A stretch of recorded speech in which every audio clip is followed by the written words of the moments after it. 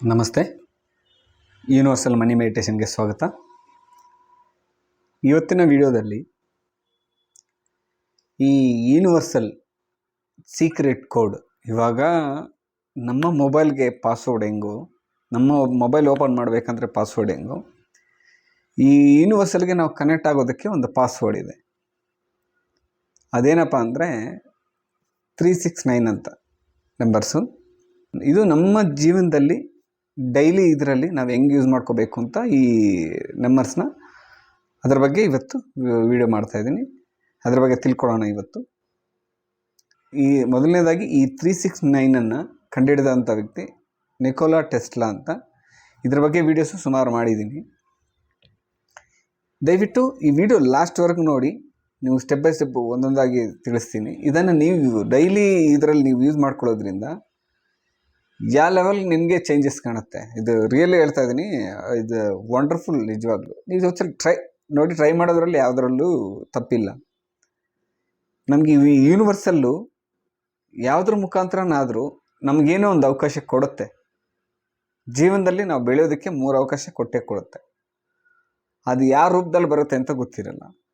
ಇಲ್ಲ ಈ ವಿಡಿಯೋ ಮುಖಾಂತರ ಇರ್ಬೋದು, ಇಲ್ಲ ಬೇರೆಯವ್ರ ಮುಖಾಂತರ ಇರ್ಬೋದು, ಬೇರೆ ಇದ್ರ ಮುಖಾಂತರ ಇರ್ಬೋದು. ನಮ್ಮ ಜೀವನ ಶೈಲಿಯನ್ನು ಚೇಂಜ್ ಮಾಡ್ಕೊಳ್ಳೋಕ್ಕೆ, ಸುಖ ಸಂತೋಷವಾಗಿರೋದಕ್ಕೆ ಒಂದು ಆಪ್ಷನ್ ಸಿಗುತ್ತೆ 3 ಟೈಮ್ ಲೈಫಲ್ಲಿ, ಇಡೀ ಲೈಫಲ್ಲಿ.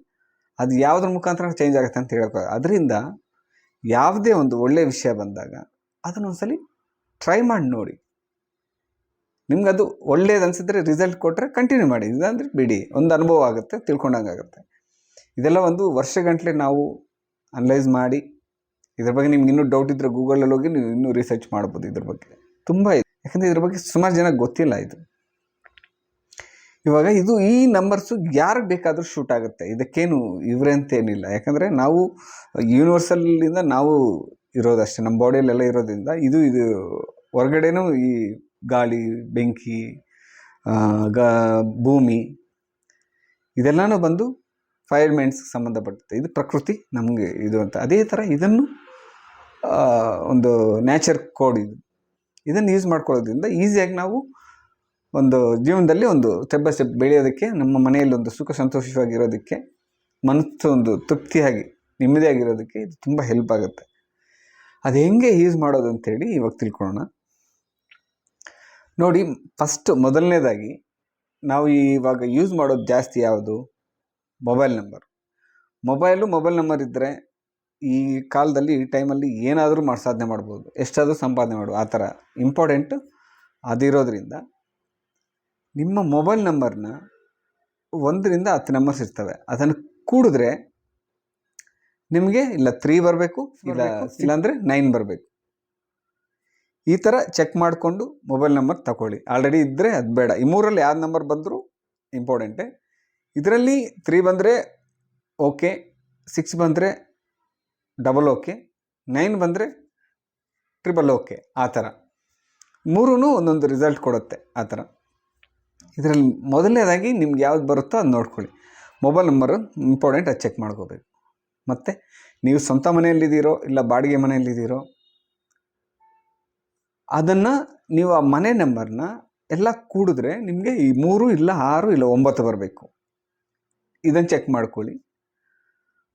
ಮತ್ತು ನೀವು ಫ್ಯಾಕ್ಟ್ರಿ ಇರ್ಬೋದು, ನಿಮ್ಮ ಆಫೀಸ್ ಇರ್ಬೋದು, ನಿಮ್ಮ ಓನ್ ಶಾಪ್ ಇರ್ಬೋದು, ನಿಮ್ಮ ಬಿಸ್ನೆಸ್ ಯಾವುದೇ ಇರ್ಬೋದು, ಆ ಜಾಗನೂ ಆ ನಂಬರನ್ನು ಇದರಲ್ಲಿ ಈ ನಂಬರಲ್ಲಿ ಸಿಗುತ್ತೆ ಅಂತ ಕೂಡಿ ನೋಡಿ. ಅದನ್ನು ಇದು ಹೆಂಗೆ ಕೂಡೋದು ಅಂತ ಹೇಳಿದ್ರೆ, ಇವಾಗ 3 ಇರುತ್ತೆ, 3 + 5 ಇರುತ್ತೆ.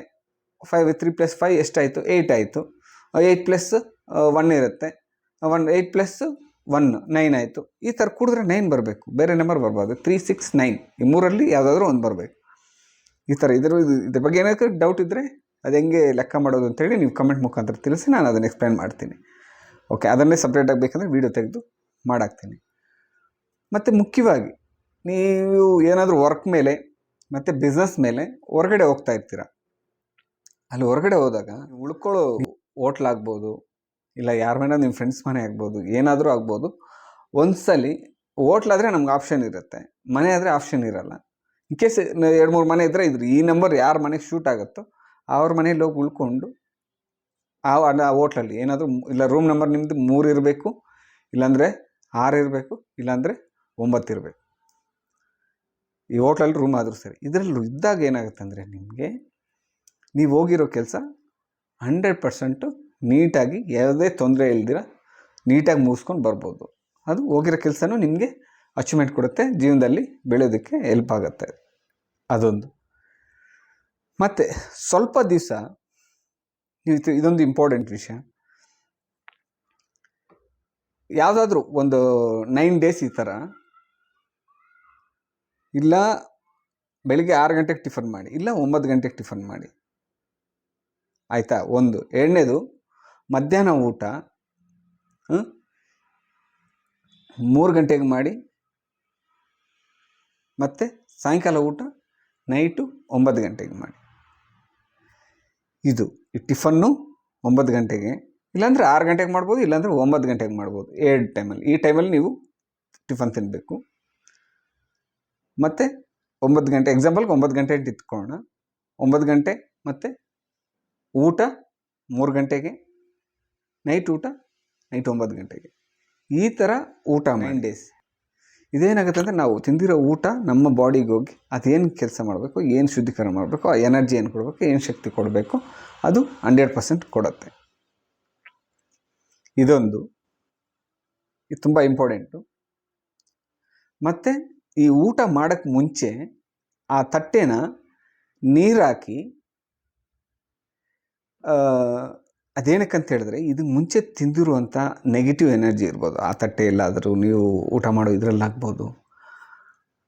ಈ ಎನರ್ಜೀಸ್ ಎಲ್ಲ ಅದರಿಂದ ಹೊಟ್ಟೋಗ್ಬಿಡಲಿ. ಇದು ಒಂದು ಶುದ್ಧವಾದ ಒಂದು ಪ್ಲೇಟ್, ಇದು ಹೊಸ ಪ್ಲೇಟ್ ಥರ ಅದು ನಿಮಗೆ ಕೌಂಟ್ ಆಗುತ್ತೆ. ಏನು ಮಾಡಬೇಕಂದ್ರೆ ತಟ್ಟೆನ ಊಟಕ್ಕೆ ಮಾಡೋಕ್ಕೆ ಮುಂಚೆ ಬೆಳಿಗ್ಗೆ 9 ಗಂಟೆಗೆ ನೀವು ಟಿಫನ್ ಮಾಡೋದಾಗಲೇ, ನೀವು ಬೆಳಿಗ್ಗೆ 9 ಗಂಟೆಗೆ ಟಿಫನ್ ಮಾಡೋದಾದರೆ ವಾಟ್ರ್ ಹಾಕಿ 9 ಟೈಮ್ಸ್ನ ಅದನ್ನು 9 ಟೈಮ್ಸ್ ನೀರು ಹಾಕಿ ಇದು ಮಾಡಿ, 9 ಟೈಮ್ಸ್ ನೀರು ಹಾಕಿ ಅದನ್ನು ಇದು ಮಾಡಿ. ಅದೊಂದಾಯ್ತಾ? 9 ಟೈಮ್ಸ್ ಮಾಡಬೇಕು. ಬೆಳಿಗ್ಗೆ 6 ಗಂಟೆಗೆ ಮಾಡೋರು, ಬೆಳಿಗ್ಗೆ 6 ಗಂಟೆಗೆ ತಿನ್ನೋರು 6 ಟೈಮ್ಸ್ ಮಾಡಿ. ಮತ್ತು 3 ಗಂಟೆಗೆ ಊಟ ಮಾಡೋವಾಗ 3 ಟೈಮ್ಸ್ ತಟ್ಟೆನ ತೊಳಿಬೇಕು ಊಟ ಮಾಡೋಕ್ಕೆ ಮುಂಚೆ. ಓಕೆನಾ?